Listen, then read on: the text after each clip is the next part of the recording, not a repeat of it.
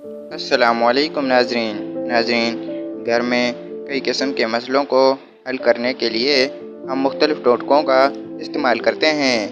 कभी baking soda को छिड़कते हैं तो कभी टमाटर में दवाई लगाकर घर के कोनों में डाल देते हैं। ये सब वो रोज़मर्रा के टोटके हैं जो हम अपनी ज़िंदगी को आसान बनाने के लिए इस्तेमाल करते हैं।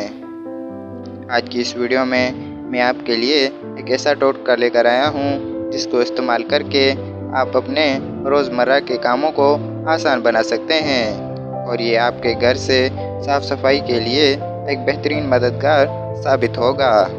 इसके लिए आपको चंद अज्जा की ज़रूरत पड़ने वाली है, जिसमें लहसुन, सेफ्टिक पिन और बेकिंग पाउडर और सिरका शामिल है।